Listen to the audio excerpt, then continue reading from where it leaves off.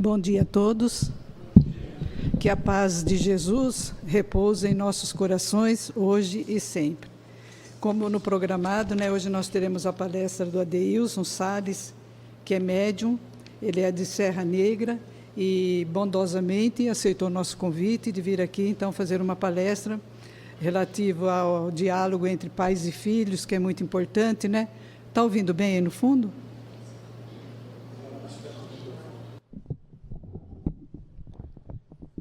Então, é uma grande oportunidade, para podermos refletir sobre o assunto, nesse convívio entre os pais e os filhos, hoje, numa situação, às vezes, tão preocupante, Os filhos se distanciando, os pais sem argumentação. Então, a Deus vai trazer aí uma reflexão sobre essa condição de nós, seres humanos, encarnados num período tão decisivo da humanidade, que é essa transição entre um planeta de expiação e provas e um planeta regenerado. O Adeilson, ele é médium, como eu já falei, ele é escritor, filósofo e psicanalista. É poeta premiado pela Prefeitura Municipal do Guarujá. Até o momento, tem 103 livros publicados para crianças, jovens e adultos. Alguns dos seus livros infantis foram traduzidos para a língua inglesa e adotados em escolas públicas e particulares. É requisitado para palestras em todo o Brasil e no exterior. Participa de bienais internacionais e em feiras de livros. Então, quer dizer, um grande conhecedor, do assunto e provavelmente vai nos enriquecer muito com as suas palavras, com as suas reflexões.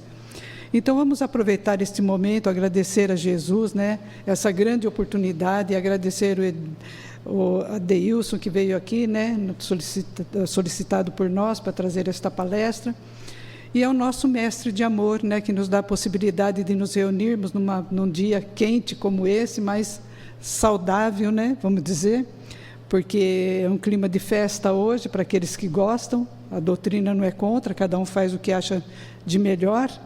E então nós nos ocupamos pela bênção do dia.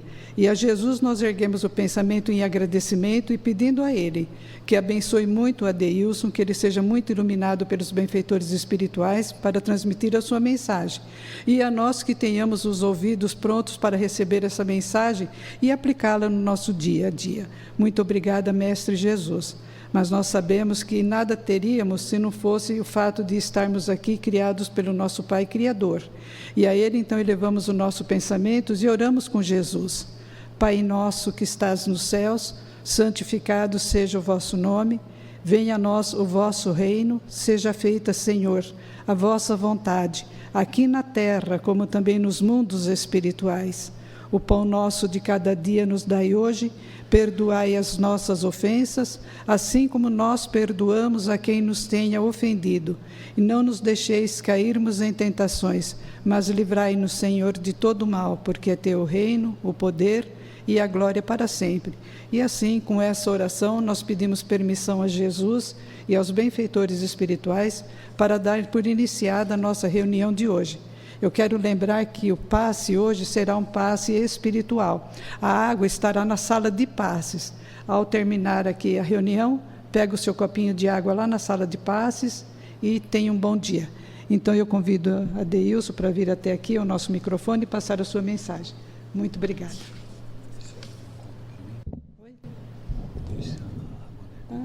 Já ponho sim.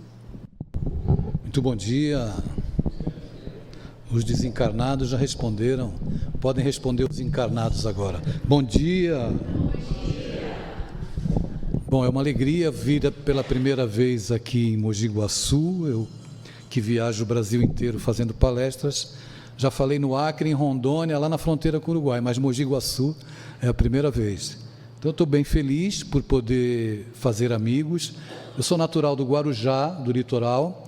Passei a minha vida toda lá. E agora evoluí e fui para um lugar melhor, que é Serra Negra, onde não faz calor, que é uma bênção. Meu coração está em festa realmente pelos amigos novos que eu vim aqui fazer. Conheci o Tomé, a esposa, porque eu trabalho para adolescentes como psicanalista, como escritor, muitos dos meus livros são voltados para esse público. e eu conheci os 2 adolescentes, Tomé e a esposa, e fiquei feliz de colocá-los na minha lista de amigos. Muito bem. Eu fui convidado a fazer uma palestra no Centro Espírita no Rio de Janeiro. Casa espírita muito grande, ela estava lotada, eram muitas pessoas. Me pediram para falar sobre família e relacionamentos com os adolescentes. Então eu fiz uma palestra de aproximadamente 1 hora e 10 minutos, 1 hora e 15 minutos, e depois nós abrimos para perguntas. E eu fui respondendo as perguntas, tinha uma pessoa que lia as perguntas e eu respondia. E chegou na última, e a pessoa me avisou: olha, é a última, Adeilson. Falei: tá bom. E ela olhava para o papel onde estava feita a pergunta, e olhava para mim, e olhava para as pessoas, e aquilo me intrigou, porque ela levou algum tempo para fazer a pergunta. E depois ela leu. Na verdade, não era uma pergunta. Dizia assim: eu sou a pior pessoa da minha casa. Se eu não existisse, certamente a minha família seria mais feliz. Eu estava diante de um público de aproximadamente 400, 500 pessoas, e evidentemente que eu não sabia quem tinha feito a pergunta. Poderiam ser os adultos, pais, mães, os avós, e poderiam ser também os adolescentes que ali estavam presentes. Então, durante 10 minutos, eu tentei desconstruir a ideia que a pessoa tinha sobre si mesma, no sentido de se achar a pior pessoa da casa dela. E fiz o meu esforço, mesmo sem saber a quem eu estava me dirigindo especificamente. Concluí a minha fala e nós fomos para os autógrafos. Então, formou-se uma fila muito grande para que eu pudesse autografar os livros, e eu estava ali autografando, olhei para a fila e tinha uma família. Um homem de aproximadamente 35 anos, um homem muito bonito, acompanhado de uma mulher regulando a mesma idade, uma mulher muito bonita também. Com eles tinha um garoto que deveria ter os seus 12 ou 13 anos, e um outro garoto menor que deveria ter uns 7, 8 anos de idade. O garoto de 12 anos trouxe um livro, porque eu tenho livros para adolescentes também, né? Trouxe um livro para autografar para ele. Eu autografei, nós nos abraçamos, eu estava sentado e sentado eu fiquei. Então eu perguntei para ele assim: eu posso abraçar o seu pai? Ele sorriu e disse que sim. O pai se abaixou para me abraçar. Eu não levantei da cadeira. Quando ele me abraçou, ele começou a chorar como criança. Ele chorava e eu não tinha como dar a atenção ou como acolhê-lo, como normalmente eu faço com as pessoas que me buscam, porque a fila estava grande e logo as pessoas que organizavam a fila vieram já trazer a pessoa seguinte para autografar. Então eles foram embora e aquele homem mexeu muito comigo, porque ele chorava convulsivamente como criança. Mas depois eu soube que aquela última pergunta, que não era pergunta, era um pedido de socorro, tinha sido feito por aquele adolescente. Quando ele disse assim: eu sou a pior pessoa da minha casa, e se eu não existisse, certamente a minha família seria mais feliz. Um caso como esse, que se repete a centenas de milhares e de milhões, com as pessoas que não sabem, têm dificuldade e desconhecem como é que se processa o relacionamento com crianças, com adolescentes, com adultos, com idosos, porque nós somos muito voltados para a nossa perspectiva do que é a vida. Então a minha presença aqui nessa manhã, e a maior parte dos convites que me fazem para fazer palestras, não apenas no meio espírita, mas também no meio acadêmico, nas escolas, nas universidades, é para falar justamente sobre essas questões relacionais. É importante a gente deixar claro que nós somos espíritos imortais encarnados e que nós temos problemas emocionais e problemas espirituais. Onde existe problema emocional, tem problema espiritual. Onde tem problema espiritual, tem problema emocional. Essas duas instâncias, elas não podem ser dissociadas. E nós precisamos entender, não é, que é necessário se construir hoje ou se ressignificar o que é a educação. Quando a gente fala de educação, as pessoas pensam em formação acadêmica. Formação acadêmica não faz ninguém feliz. Não é diploma que garante felicidade nem bem-estar de ninguém. Então vamos conversar nesse tempo que a gente tem aqui sobre esses assuntos que são tão pertinentes e que certamente vai fazer com que você pense na sua relação com os seus filhos, mas eu gostaria que você pensasse também na relação que você teve com os seus pais. Porque a gente repercute muito nas nossas atitudes aquilo que a gente recebeu no nosso processo educativo. Tem muito pai que não sabe usar a autoridade do amor, sabe usar a do autoritarismo. O autoritarismo é aquela prática educativa em que você compara o seu filho com o filho dos outros, em que você define seu filho por uma nota baixa, em que você rotula o seu filho baseado naquilo que o mundo está dizendo que o teu filho deve ser.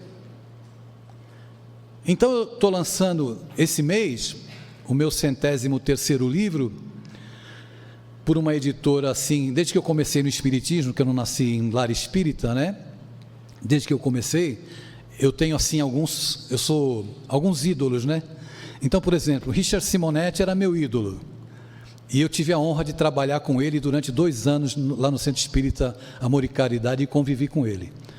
E uma mulher pioneira no espiritismo, que é minha ídola, é a doutora Marlene Nobre, já desencarnada. Ela fundou a Folha Espírita, que é uma editora que publica, na verdade, o livro de médicos espíritas. Eu não sou médico, eu sou psicanalista, mas eles publicaram esse meu livro aqui, novo, que está até quente, que está difícil de segurar, que saiu do forno, que se chama Filhos, Falar ou Conversar?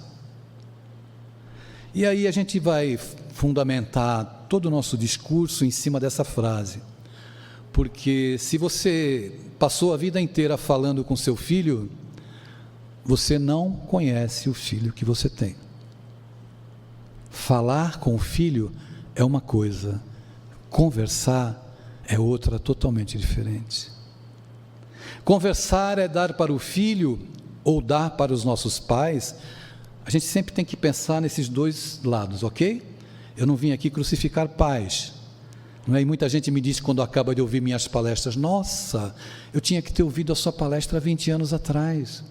Eu sempre respondo: há 20 anos atrás eu estava errando para lhe falar hoje.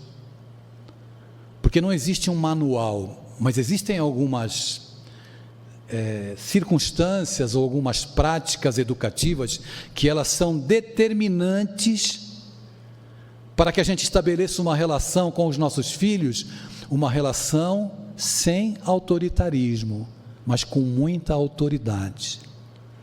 O amor, ele tem autoridade porque o amor respeita. O autoritarismo, ele compara, ele adjetiva, ele diminui. Então, um adolescente como esse, da história inicial que eu contei, que diz, numa reunião com 400, 500 pessoas, me faz uma pergunta, na verdade ele não fez uma pergunta, ele estava pedindo socorro, dizendo que eu sou a pior pessoa da minha casa, se eu não existisse a minha família seria mais feliz. Ele escutou alguma coisa dentro da casa dele. Concordam comigo? Concordam, pessoal? Pessoal, respondam logo que acaba logo. Combinado? Eu sei que todo mundo está doido para ir para a folia, né, Tomé? Eu deixei minha fantasia em casa, vim para cá, mas enfim, isso é para deixar o assunto leve, porque daqui a pouco vai piorar, viu, minha gente? Então, eu gostaria que você olhasse para os seus filhos e olhasse para os seus pais. Na nossa relação, eu estou diante de um público aqui, tem só uma adolescente ali, me parece só tem adolescente, e tem um ali candidato adolescente também no colo da mãe. Não é, mãe? Mas pode demorar um pouquinho ainda, né, adolescência, né? Para se preparar melhor, né? Eu estou diante de um público, e eu vou fazer uma afirmação Estou fazendo uma afirmação, tá? Eu não estou dizendo o que eu acho, eu estou afirmando. Eu estou afirmando que todos aqui estão entupidos de lágrimas que não puderam chorar. Por que eu estou fazendo essa fala tão enfática? Você está entupido de lágrimas que você não pôde chorar. Sabe por quê? Porque é muito difícil, não é que não exista relacionamentos entre pais e filhos em que os filhos possam falar das suas emoções e das suas dores emocionais. Então eu não vou falar da vida de ninguém, vou falar da minha, ok? Eu era um adolescente que queria me matar todos os dias eu queria me matar, porque eu sofria muito bullying na escola, e eu apanhava todos os dias na escola. Eu tinha tantas espinhas no rosto, tinha espinha na orelha, no pescoço, tinha espinha na bunda, tinha espinha na pubis, era uma coisa medonha, e na escola me chamavam de coisa. E um dia eu estava muito triste, porque é importante eu frisar o seguinte: vocês já viram aqui em Mogi Guaçu alguma criança de 5 anos acordar pela manhã, virar para os pais e dizer assim: hoje eu estou tão melancólica? Já viram? Pessoal, respondam para acabar, por favor. Já viram? Não viram e não vão ver. Mas não significa que a criança não sinta melancolia. Ela só não sabe dizer o que é, mas ela sente. Ela pode sentir melancolia, por exemplo, se na noite anterior os pais se agrediram, se hostilizaram verbalmente dentro de casa e ela presenciou. No dia seguinte ela pode amanhecer com febre, ela pode amanhecer birrenta, ela pode nos dias seguintes ter dificuldade para dormir. Se ela está birrenta é mãe, a gente dá uma chinelada e resolve. Porque a gente não se apercebe que uma criança tem um universo emocional que deve ser respeitado. Nesse livro eu trabalho com 2 psicanalistas já desencarnados, psicanalistas e pediatras. Uma é a psicanalista francesa Françoise Douto, o outro é o psicanalista inglês Donald Winnicott, e os 2 têm um trabalho assombroso para que a gente possa compreender o universo que os nossos pais não compreenderam conosco, não porque eles sejam culpados, porque eles também eram ignorantes, como eu e você vai ser ignorante até hoje, até esse momento. Pelo menos as informações mínimas a gente está aqui para divulgar, e eu estou falando de espiritismo, eu não vim aqui falar só sobre questões emocionais, porque a gente coloca o nosso olhar só no problema espiritual, e não é só problema espiritual. Então, as questões psicológicas a casa espírita não vai resolver, mas a casa espírita vai te ajudar a aplacar a tua angústia, o teu sofrimento, o teu desconforto. Mas a gente precisa de ajuda. A ciência, seja ela qual for, a sociologia, a filosofia, a antropologia, seja qual for a ciência, são bênçãos de Deus para a humanidade. Toda a ciência é bênção de Deus para a humanidade. Só não se torna bênção quando esses pseudo-sábios se acham PhDs nos conhecimentos e têm um orgulho que faz com que eles não trabalhem para o bem comum. Pessoal, está chato o assunto? Se quiser a gente pode mudar de assunto. Vai piorar. Então vamos lá. Então o que acontece? A criança, ela tem um sofrimento psicológico específico, a capacidade cognitiva da criança é uma, do adolescente é outra, do adulto é outra e do idoso é outra. Porque o idoso, ele se depara com uma grande verdade: eu tenho mais passado do que futuro. É meu caso. Eu não vou viver mais 66 anos, vou viver mais alguns, espero que demore. Mas se eu não construir uma história, e eu olhar para a minha história e não saber lidar com ela, a minha senectude, o meu envelhecimento pode me levar até o desejo de me matar. E infelizmente o suicídio entre idosos tem crescido. Por quê? Porque falta justamente essa compreensão. E a mensagem espírita, quando ela diz, olha, essa foi uma experiência, você não foi bem-sucedido, entenda que você vai ter nova oportunidade, mas isso não é motivo para você abdicar da sua vida. Então, o que acontece? Voltando para a criança e para o adolescente, eles têm sofrimentos psicológicos específicos. A criança não sabe falar da sua dor emocional, como ela não sabe falar, o corpo da criança fala por ela. Ok? As mães sabem do que eu estou falando. Aquela febre sem explicação, não é? As mães, vou fazer um parênteses, aliás, precisam ser estudadas pela NASA. Tem que pegar uma mãe e levá-la para Houston e dissecar para ver essas criaturas, para entender como elas são, porque são os únicos seres que dormem com o olho aberto e outro fechado. Vocês já viram algum termômetro digital para medir a febre ser mais eficiente que o dorso da mão de uma mãe?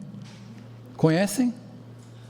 Quando a minha mãe colocava a mão aqui, assim, ela falava, está quentinho, está com febre, vai tomar uma cibalena infantil. Isso é da outra vida passada, cibalena. Nem sei onde eu fui buscar isso, né? Arquivos da reencarnação. Então, as mães são esses seres especiais. Mas deixa eu fazer um comentário que eu gostaria de trazer para você. Se você for, quando você voltar para sua casa, se você entrar na internet, vai lá no Google e pede para ver as crianças do século XVI, por exemplo. Como é que as crianças se vestiam? Você vai ter uma surpresa. Primeiro que você não vai encontrar lá selfie nem foto, porque naquela época não existia. As famílias da época, elas eram representadas pelos pintores, os pintores que pintavam os quadros de família. E você vai perceber que as crianças estão vestidas iguais aos adultos. E os adolescentes estão vestidos iguais aos adultos. Por que isso? Porque era fashion? Ou porque a criança era considerada mini adulto? Porque o adolescente era considerado também um adulto em construção. Então veja, a questão da educação, ela não é localizada para o dia, hoje é dia 15, né? 15 de fevereiro de 2026. É uma questão civilizatória. Com o advento da reencarnação, a gente consegue ampliar o olhar para esse universo. O Espiritismo não veio salvar ninguém, o Espiritismo é uma proposta educativa. Para que a gente compreenda que aquela criança que não tem motivo para ser triste, mas que traz uma tristeza intrínseca no comportamento, ela traz traumas de outra vida também.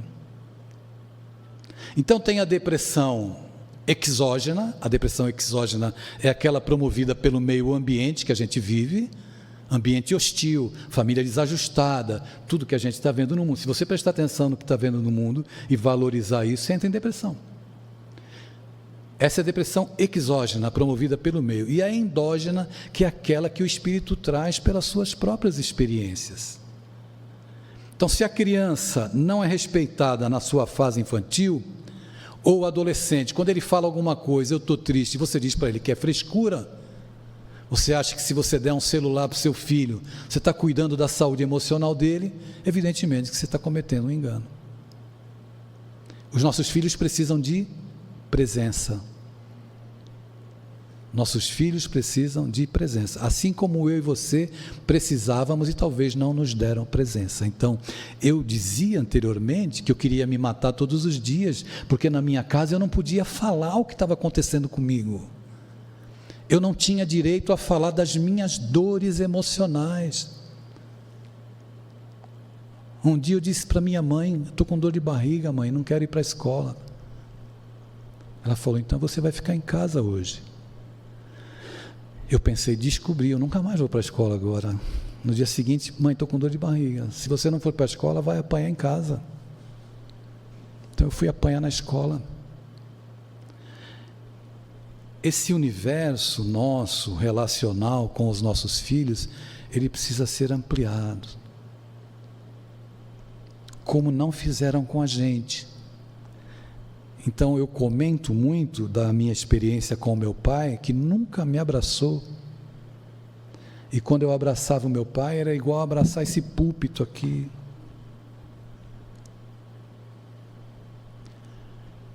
E quando ele desencarnou, eu pensei assim: ele não gosta de mim. Porque eu olhava para o meu pai, preste atenção no que eu vou lhe dizer. Eu olhava para o meu pai com a lente que o mundo dizia que o meu pai deveria ser.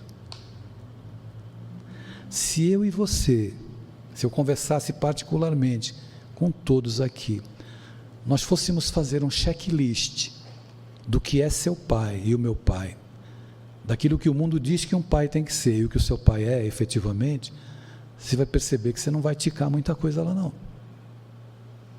Porque o seu pai é mau? Não. Não é porque ele é mau. Porque ele também estava entupido de lágrimas que ele não pôde chorar. Aí quando meu pai faleceu, eu fiquei pensando que ele não gostava de mim. O tempo foi passando e eu fui estudando, crescendo, desenvolvendo a compreensão. E um dia eu estava na minha casa e eu fiz uma experiência. O nome do meu pai era Roque. 40 anos que ele desencarnou. E um dia eu decidi tirar o título dele de pai. Vou tirar o título. Tirei. Sobrou Roque.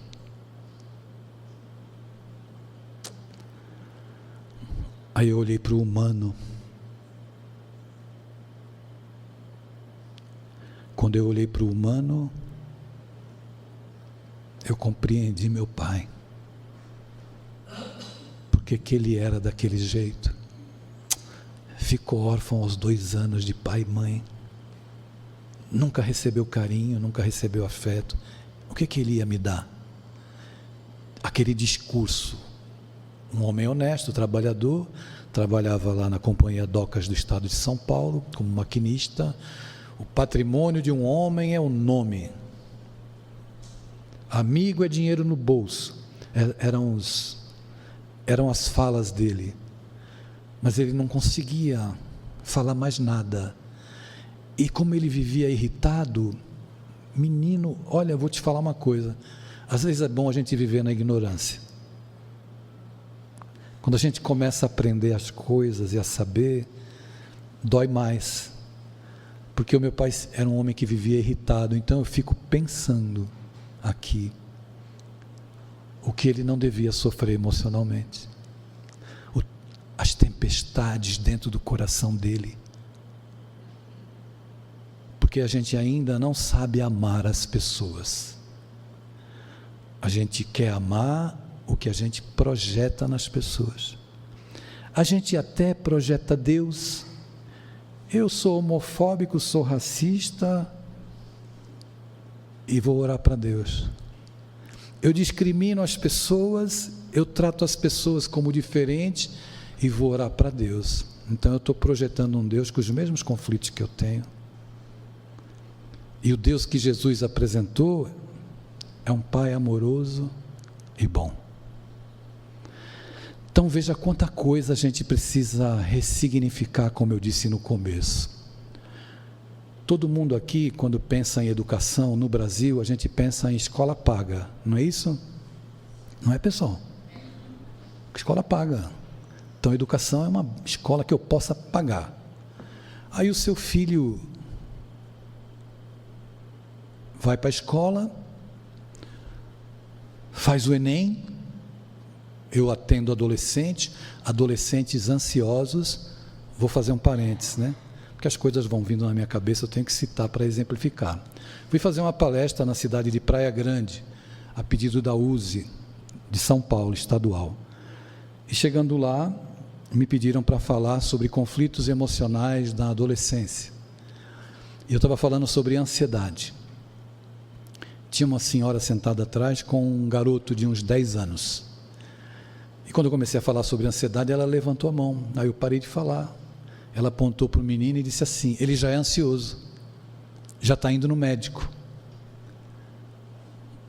Aí eu pedi para ela me contar qual era a agenda dele. Qual é a agenda dessa criança? De manhã ele vai para a escola, Às 14h ele vai para o inglês. Às 15h ele vai para o judô. Às 16h ele vai para o espanhol. Às 5h ele vai praticar não sei o quê. Às 6h pratica outra coisa. Às 7h eu já fiquei cansado de ouvir a agenda do menino e comecei a ficar ansioso. Então nós estamos fabricando os ansiosos dentro de casa, por impor às crianças e os adolescentes uma agenda que a gente entende que é uma agenda educativa, quando a melhor agenda é a presença do pai e da mãe, na reunião da escola, quando eles nos buscam com os olhinhos, o significado que tem a presença de um pai. Estou falando especificamente agora para os homens, que pouco fazem isso, para sua criança, é algo muito relevante. E eu não estou falando só para apresentação, eu estou falando da formação psicológica, da estrutura mental do seu filho, para que amanhã ele consiga lidar com as frustrações. Não adianta pôr o seu filho na melhor escola de Mogi Guaçu, não adianta seu filho estudar na USP, na Unicamp, vamos sonhar mais alto, seu filho estudar em Stanford, em Cambridge, em Oxford, vamos acertar a lua agora, vamos colocar o seu filho em Harvard. Bom, você nem vai ver porque você vai desencarnar de alegria, mas eu vou te dizer algo muito importante: jovens que se formam em Harvard também se matam.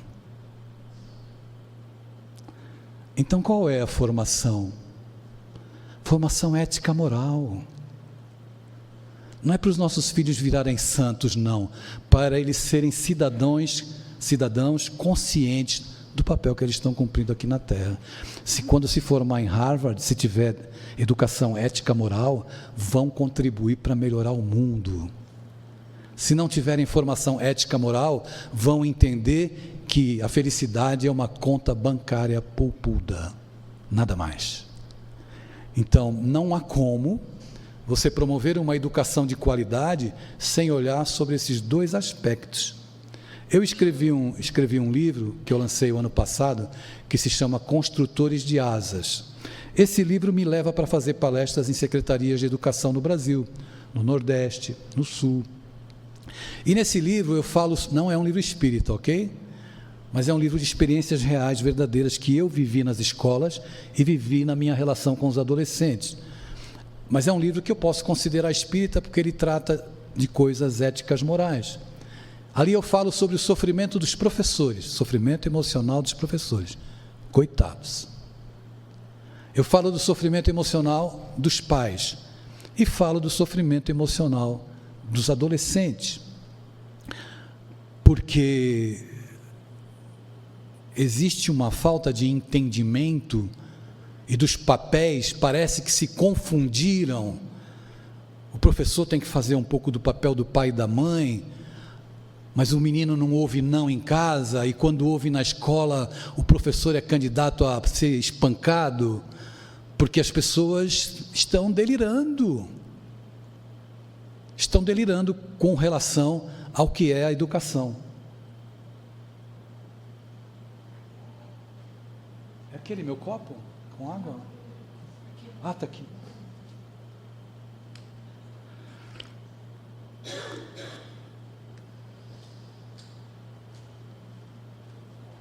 O Construtores de Asas é esse livro aqui, né, que me leva para falar no mundo acadêmico, né?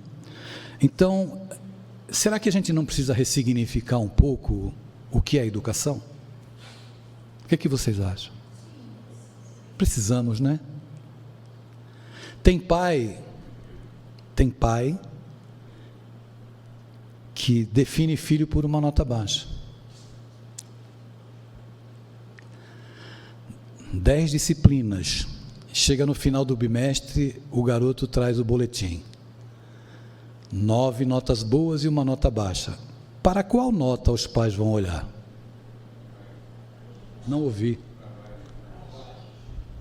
Para baixo. Será que aquela nota baixa não deveria servir para a gente olhar assim e falar: Caramba, tu tirou 9 notas boas, eu tenho certeza que no próximo bimestre você se recupera. Não, me dá o celular, não vai jogar mais, não vai sair. Essa educação, ela vai nos afastar dos nossos filhos.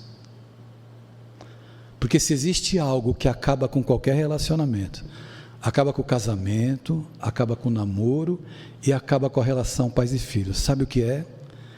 É você não se sentir pertencente à relação.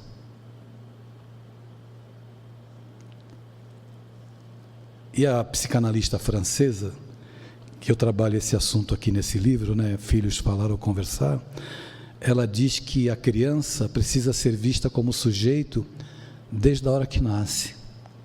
Olha a sabedoria das mães. Estou dizendo que elas têm que ser estudadas pela NASA.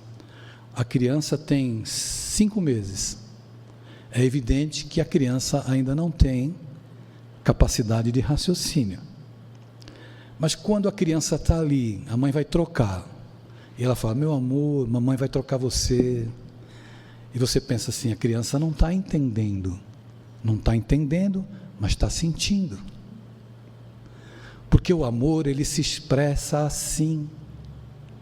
Então as palavras amorosas de uma mãe é algo muito sério. E a criança vai tendo um sentimento de pertencimento. Ela existe. Françoise Douto, a psicanalista e pediatra francesa, ela diz, a criança tem que ser vista como sujeito desde o berço. E o psicanalista e pediatra inglês Donald Winnicott, que eu uso nesse livro, são esses 2 psicanalistas, para embasar minha fala, ele diz assim, o primeiro ambiente seguro do ser humano é o colo da mãe. A primeira música que você ouve são os batimentos cardíacos da sua mãe. É a voz da sua mãe. Essa é a música. E você está no colo. Quando você chora, a sua mãe enfia o peito na sua boca. Ou se não tiver leite, é mamadeira, né? E você vai tendo as suas necessidades atendidas. Depois você tem que fazer uma transição, porque a gente teve que ganhar autonomia para estar de pé aqui hoje, né? Sai do colo, vai para o berço. No berço começa a experimentar as primeiras frustrações, porque a vida na Terra é se frustrar, né? Sempre. Primeira frustração, você chora porque está com fome, mas a sua mãe está ocupada, ela não te atende na hora. Você já começa a se formar psicologicamente. A criança sai do berço e chupa a chupeta. A chupeta, a criança sai do berço e ela tem aquele paninho que ela gosta, que a mãe coloca na cabeça. Não tem isso? Pessoal, ou é só lá no Guarujá que tinha? Aqui tem também? Ah, tá. Aí a gente olha para a chupeta. Vejam, eu estou atendendo um paciente que é um homem que chupou chupeta até os 11 anos. O que você acha? A gente devia ter dado uma chinelada na bunda dele. Larga essa chupeta. Porque a maioria faz assim. A chupeta, o paninho, são objetos transicionais. A chupeta é segurança psicológica para aquela criança. Porque ela pode ter passado por situações de trauma. E a chupeta é a presença da mãe. Pode ser que alguém ache bobagem isso que eu estou falando aqui. Mas se quando você passa por um sofrimento, você dorme em posição fetal, a gente pode marcar uma hora que eu te atendo. Veja que são sinais. Você não pode dissociar a criança, do adolescente, do adulto e do idoso que eu estou hoje aqui. Somos um ser único, em formação, em desenvolvimento. Isso é algo muito sério, muito sério. Eu tenho muitos casos para contar, e poderia ficar contando aqui. Normalmente uma palestra como essa eu faria um seminário de 3 horas, para podermos abordar a complexidade desse universo, a complexidade da adolescência. E outra coisa, Tomé, que o movimento espírita está devendo para os adolescentes. Não se fala de mediunidade na adolescência. E a mediunidade, no adolescente que tem mediunidade ostensiva, é um fator que potencializa os conflitos emocionais que ele sente. Então você vê adolescente tendo crise de ansiedade na escola, quando aquilo é manifestação mediúnica. Lá no livro dos Médiuns, capítulo 14, item 149, Allan Kardec diz assim: todo aquele que sente em um grau qualquer a influência dos espíritos é por isso mesmo médium. Não é verdade? Não é assim que ele diz? Vocês faltaram, né, no estudo esse dia? Não é assim que Kardec fala? Mas não é a partir dos 21 anos não que se torna médium. Mediunidade é uma condição orgânica, então os adolescentes também são médiuns. São muitas as circunstâncias e muitos os aspectos que eu não tenho como abordar, mas a pergunta que eu fiz, essa pergunta me perseguiu muitos anos, até que eu consegui escrever esse livro. E eu faço para você agora, você não precisa me responder, mas reflita sobre isso. Filhos, falar ou conversar? E eu repito o que eu disse no começo: quem só fala com o filho não conhece o filho que tem. Pense nisso. Talvez o seu pai não tenha lhe conhecido, nem a sua mãe. Os meus não me conheciam. Eram 8 filhos também, né? Mas é importante que a gente faça essa reflexão. E esse exercício que eu disse: se seu pai não está mais aqui na terra, nem a sua mãe, não carregue mais peso no seu coração. Se livre desse peso. Não carregue isso como justificativa de que teu pai foi assim, a tua mãe foi assado. Isso não é justo com a tua vida. Você pode ressignificar e mudar teu caminho. E tem pessoas da minha idade, mais novas, que todas as vezes que as coisas não dão certo na vida, elas voltam para aquela posição da criança traumatizada. Entende o que eu digo? Dá para entender o que eu estou falando, pessoal? Não estou complicando não, né? Aí ela volta, aquilo que o pai negou, porque ele não entendia, ou porque ele não tinha condições, aquilo que ele negou, pode ser usado como alegação de que a vida está me negando aquilo que meu pai me negou. Entende? A pessoa inconscientemente introjeta isso e leva como um mantra para a sua vida, e a gente precisa tomar cuidado com essas coisas. Fala, meu amigo, bom dia. Seu nome? Mauro, obrigado, Mauro, pode falar.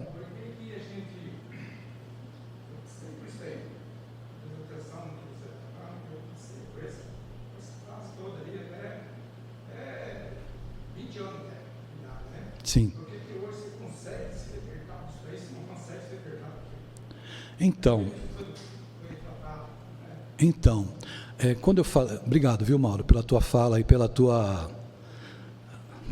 coragem de colocar dessa forma, né, Mauro? Veja só, não é só você, Mauro, todos nós temos dificuldade, uns mais, outros menos. Eu diria a você, eu fiz uma fala agora há pouco, eu vou até repetir a fala, tá? Eu fiz uma fala agora há pouco, que se o problema foi com pai, com mãe, se foi abandono, se foi rejeição ou algo assim, é importante que a gente não fique com o mal dos outros no nosso coração. O mal do outro é do outro, não é seu. A gente acaba carregando, porque, olha, eu amo meu pai, eu queria que ele me abraçasse, ele não me abraçou. Mas se a gente conseguir olhar, quando eu olhei para o meu pai, que não me abraçava, e pensei nele, nas dores que ele carregava dentro dele, talvez, Mauro, as dores do seu pai sejam maiores do que a sua. Então, são pessoas que são indiferentes, às vezes, são pessoas violentas, agressivas, não é? E todo homem agressivo, ele tem uma masculinidade frágil. Todo homem, né, que agride uma mulher, ele quer se autoafirmar, ele não tem autoridade do argumento, da conversa e do bom senso. Ele quer se afirmar na agressão, porque a agressão faz com que eu tenha um sentimento falso de poder. E isso acontece também na relação pais e filhos. Meus pais nunca me escutaram, Mauro. Na mesa a gente não tinha direito de falar, sabe? Então eu não podia falar, eu estou triste, estão me batendo na escola, eu não podia. E era um autoritarismo, não era maldade, eu só compreendi isso bem depois. Então essa manhã me enseja a oportunidade de falar talvez para pessoas aqui que podem não ter passado o que eu passei, mas podem ter passado por outras circunstâncias semelhantes. E quando a gente diz assim, olha, o mal do meu pai era dele, eu vou continuar orando por ele. Deixa eu te contar uma coisa que aconteceu, Mauro. Eu viajo muito, faço palestras no Brasil inteiro. E eu fui fazer palestra no Congresso Espírita do Ceará. O Congresso Espírita do Ceará aconteceu em novembro do ano passado, no dia 1º e no dia 2 de novembro. Eu viajei no dia 31 para Fortaleza, um anjo me pegou, anjo nos congressos, né? Vai ter o Conecta agora em Campinas, né? Semana que vem. Eu farei a palestra de abertura, farei a abertura lá. O anjo é aquela pessoa que te pega no aeroporto, te leva para o hotel, te leva para comer, depois te leva para o evento. É o anjo, aquele que te carrega, né? E o anjo me pegou, um senhor, e me levou para jantar, antes de ir para o hotel. Faz muitos anos que eu não ia em Fortaleza fazer palestra. Para a Federação Espírita, num congresso estadual, eu nunca tinha ido. Eu já tinha ido para falar em casa espírita, mas só em uma casa. E aí eu fui lá. Eu desembarquei, ele me levou para jantar, e no jantar ele disse assim para mim: Adeilson, tem uma casa espírita aqui na grande Fortaleza, porque Fortaleza é uma metrópole, né? Assim como São Paulo tem a grande São Paulo, Fortaleza tem a grande Fortaleza. Tem uma casa espírita na periferia, aqui, ele disse o nome da casa, que uma médium da casa recebeu uma mensagem mediúnica, e essa mensagem é para você. Eu falei, nossa, para mim? É, para você. Amanhã no congresso vão te entregar a mensagem psicografada. Eu falei, tá bom. Dormi, fui para o congresso no dia seguinte. Eu estava lá e na minha direção veio uma professora da Universidade Federal do Ceará. Ela estava com um papel na mão, grampeado, e ela estava conversando comigo, preparando o terreno para entregar papel para mim, e eu doido para tomar o papel da mão dela. Então ela me entregou o papel. Mauro. Eu abri.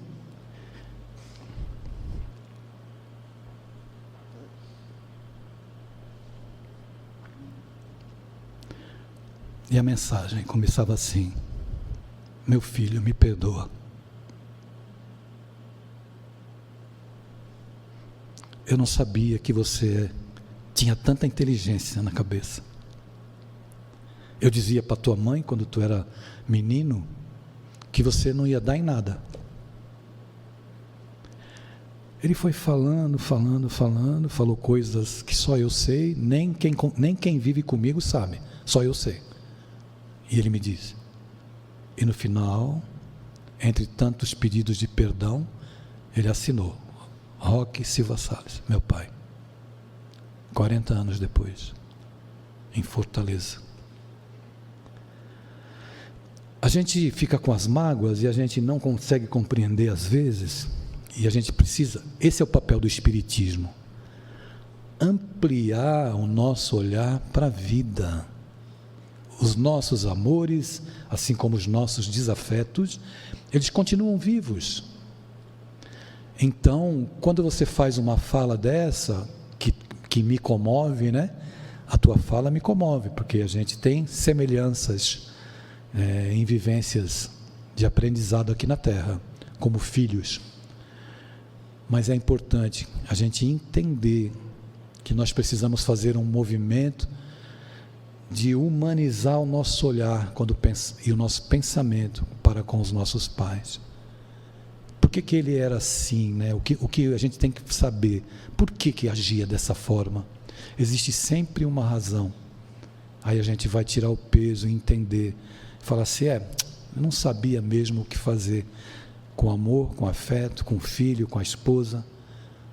E a gente tem que seguir em frente.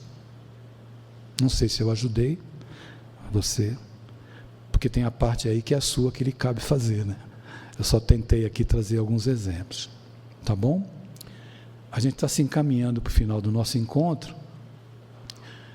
Eu quero agradecer imensamente. Como eu disse, eu nunca vim aqui. Quer dizer, eu vim em Mogi para ir no shopping, mas aqui não conheço nenhuma casa espírita. Aqui é a primeira que eu venho, estou honrado. Obrigado, Tomé. Agradeço a Mariana que entrou em contato comigo, me convidando. Fica mais fácil vir aqui durante a semana para mim. Os finais de semana, normalmente, eu viajo. Hoje eu estava de folga, né? Vim para conhecer e fazer amigos, né? Aqui na região, que eu não conheço muita gente. Antes de encerrar, eu queria só falar para vocês, rapidamente, eu vou falar sobre os 103 livros que eu lancei, tá certo? É brincadeira, minha gente, eu não vou fazer isso, só vou comentar alguma coisa. Esse livro chama-se Alice no País das Famílias. Alice no País das Famílias. Esse livro, vocês lembram daquele ator que morreu? Quando ele morreu, eu fico triste toda vez que eu lembro que ele não está aqui para deixar os nossos dias felizes, eu me entristeço, chamado Paulo Gustavo. Lembram dele? Daquele filme Minha Mãe é uma Peça? Ele trabalhava com um parceiro chamado Marcos Magela, que tem programa no Multishow, enfim. O Marcos Magela, ele lançou um filme chamado Minha Mãe, não tem nada de Minha Mãe, Um Tio Quase Perfeito 1, Um Tio Quase Perfeito 2, e vai lançar Um Tio Quase Perfeito 3, em 2026. E esse meu livro aqui é a base desse filme, Um Tio Quase Perfeito 3. Eu fiquei muito feliz quando a produtora de cinema me procurou, pedindo a minha autorização para usar essa obra. Dentro do filme vai ter uma peça de teatro que são as crianças apresentando a história do meu livro. Então, é um livro que me faz muito feliz, né? 2 obras que eu tenho muita alegria em ter escrito: o Evangelho segundo o Espiritismo para crianças. O Evangelho tem 28 capítulos, eu escrevi 28 histórias infantis, uma para cada capítulo. As crianças estão libertas em nome de Jesus, porque os pais não vão ler mais Kardec para elas e perguntar o que elas entenderam, porque tem uma história infantil para cada capítulo, ok?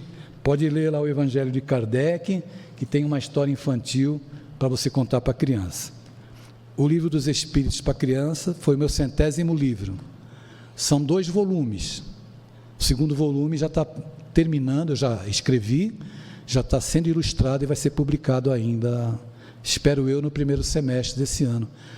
Esse exemplar é da pergunta 1, a pergunta 584, o outro é da pergunta 585, a pergunta 1019.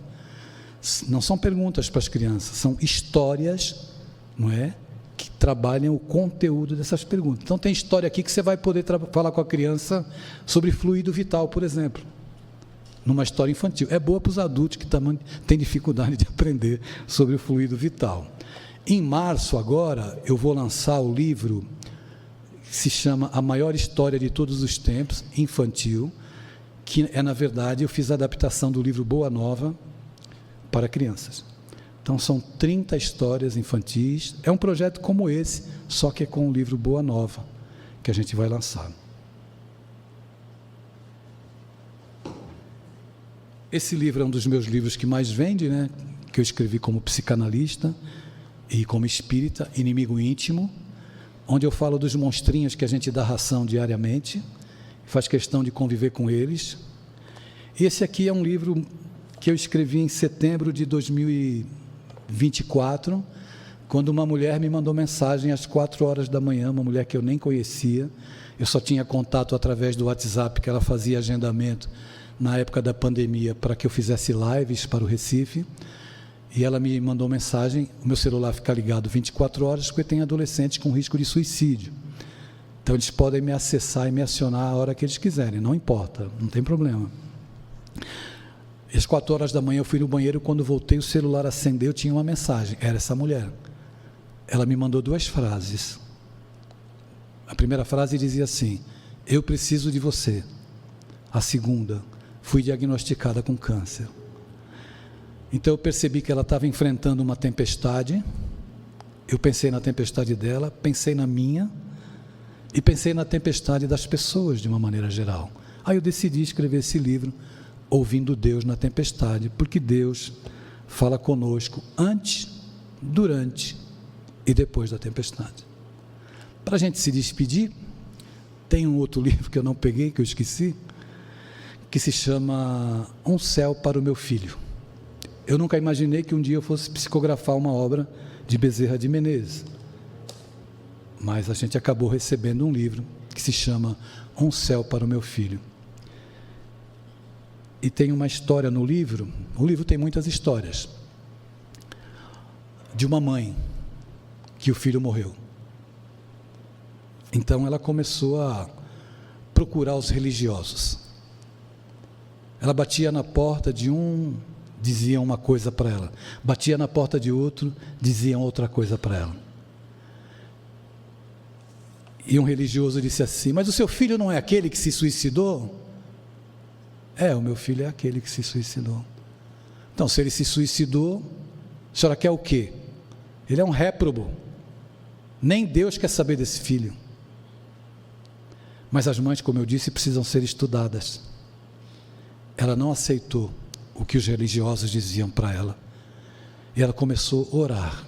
Um dia, disseram para ela que tinha um espírito muito bom, chamado Bezerra de Menezes. Ela começou a fazer preces para Bezerra de Menezes. Só que quando ela orava, a energia amorosa do coração daquela mãe, quando era registrada no mundo espiritual, nos postos, fazia com que todos ficassem impactados. Mas olha a oração dessa mulher. Era tão impactante que avisaram Bezerra de Menezes: doutor Bezerra, tem uma mãe lá na terra que quando ela ora, e ela está orando, pedindo sua ajuda. Ele fica impactado, então ele decide vir à terra encontrar essa mãe. Ela não era espírita. Ele chega à terra e ela está numa igreja de um bairro modesto, ajoelhada. Ele chega e se ajoelha do lado dela. Parece que ela, não sei se ela era médico, mas ela diz assim: doutor Bezerra, será que não existe um céu para o meu filho? Doutor Bezerra, o senhor não tem mãe? Ele fica impactado com a fala daquela mulher. Então ele ouve uma voz que fala o nome dele 2 vezes. O primeiro nome: Adolfo. Adolfo. Ele se vira e era a mãe dele,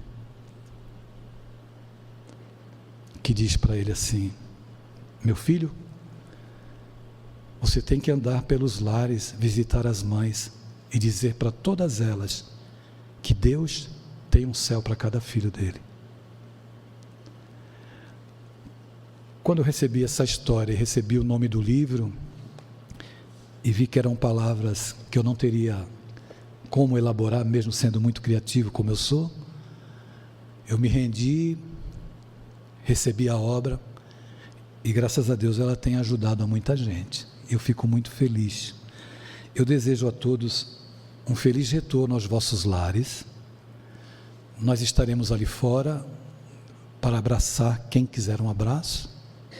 Eu trouxe aqui um saco de abraço, saco sem fundo, que eu levo para os encontros com os adolescentes, para quem quiser um abraço.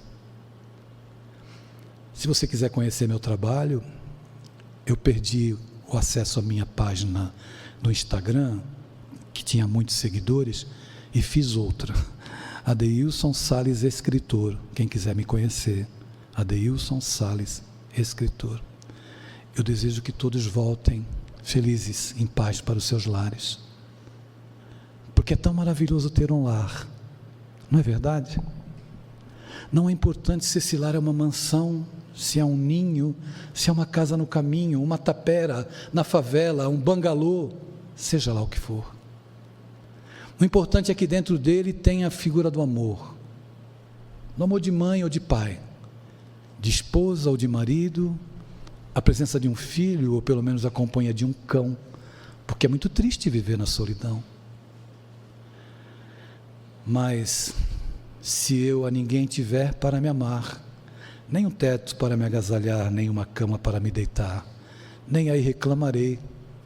Pelo contrário, eu te direi: obrigado, Senhor, porque eu nasci. Muito obrigado porque eu creio em Ti, por todo o Teu amor, pelos senhores, pelas senhoras. Muito obrigado, Senhor. Muita paz.